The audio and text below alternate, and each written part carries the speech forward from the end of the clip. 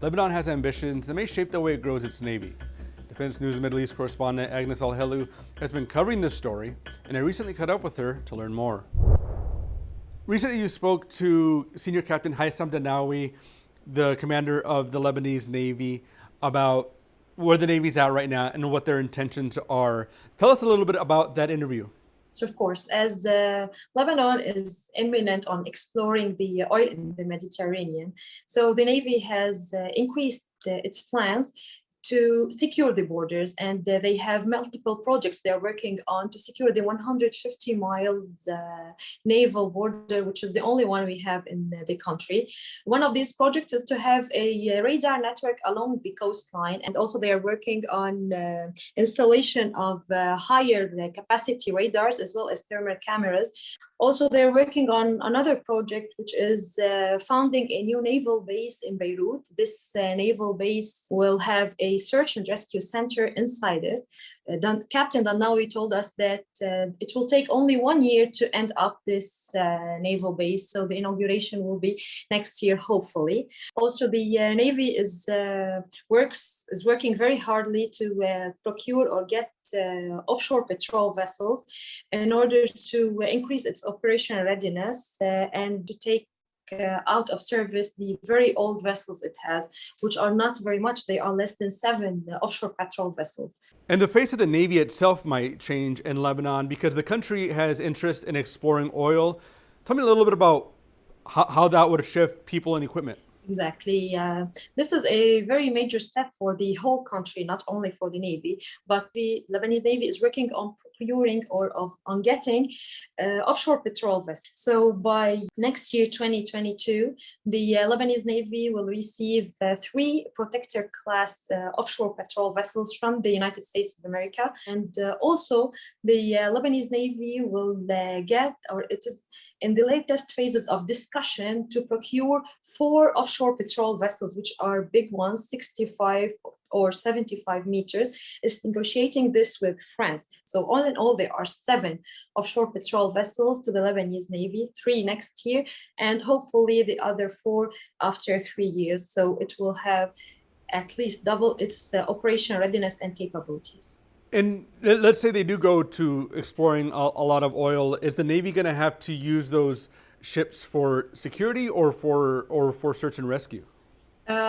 They will have multiple purposes, multiple roles, and they will be used to secure the borders. Also, they will be equipped with specific armament and arms like machine guns, etc. So they will be mainly for security purposes. And let's shift from the sea to the land, where the Lebanese government received 100 vehicles from the Chinese government. Agnes, tell me a little bit about those vehicles. Okay, as Lebanon is working on expanding its fleets and increasing its operational readiness in all services, whether air force, which we spoke earlier about, naval force, which we have just spoken about, and also the land forces inside the country and on the borders. Lebanon has 3 land borders. So to increase these capabilities, Lebanon is working on procuring or getting as much 8 land vehicles as possible. From these 8, China has donated 100 vehicles, military vehicles, to the Lebanese armed forces.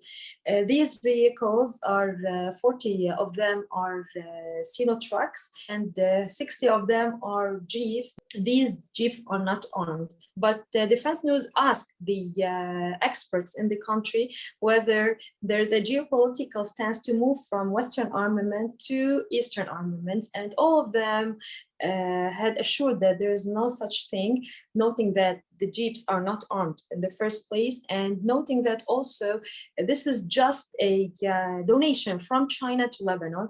It is worth noting here that the majority of the Lebanese arms are from Western sources. So there's no such a shift. It's just a donation, nothing more. There seems to be a lot of interest in making sure the Lebanese military is up to par. What's the strategic purpose of that? The increased interest is just has 2 parts. First, to secure the borders. whether land or naval borders. And second, it is because Lebanon is eminent on oil exploration. So procuring vessels and adding more land vehicles for mobility, transportation, etc., will help in these attempts by the Lebanese armed forces. Agnes, your coverage of the Lebanese Navy and the Lebanese military has a lot of exclusives. You're updating it all the time on defensenews.com where people can go and read it. Agnes, thanks again for joining us this week. Thanks for having me, Daniel. You can read more of Agnes's coverage at defensenews.com. And now for industry headlines.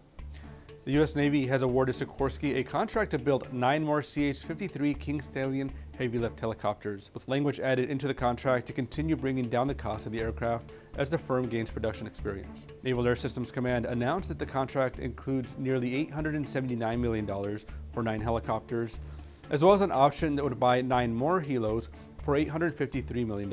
NAVAIR says the main contract brings the cost of the Sikorsky's portion of the helicopter down to $97.6 million apiece, and the second contract will reduce that to $94.7 million apiece.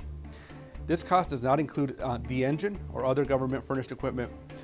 The cost per helicopter under the most recent contract appears to be about $102.1 million. The initial contract increases the number of CH-53Ks on contract to be 33. The 9 aircraft are expected to be delivered in 2024. The U.S. State Department has paved the way for the Philippines to potentially acquire Lockheed Martin F-16 Fighting Falcon multi-role fighter jets and associated weapons as the U.S. ally moves towards a decision for a key component of its military modernization program. The Defense Security Cooperation Agency, or DSCA, notification announced that it cleared the Southeast Asian nation to buy 10 F-16C aircraft, 2 F-16D aircraft, those are 2-seaters, 15 Northrop Grumman scalable agile beam radars, 24 Raytheon air-to-air missiles, and several bombs, as well as associated equipment for the jets. DSCA notifications do not serve as a guarantee that the sales will happen. Once the sale is approved by Congress, the foreign customer can negotiate the price and quantity, both of which can change. DSCA has cleared the Philippines to buy several other items, including 12 Boeing Harpoon anti-ship missiles. Those missiles are noteworthy because of the Philippines' involvement with several standoffs against China over disputed islands in the South China Sea. The Chinese Coast Guard and maritime militias have previously harassed Philippine civilian vessels in the area.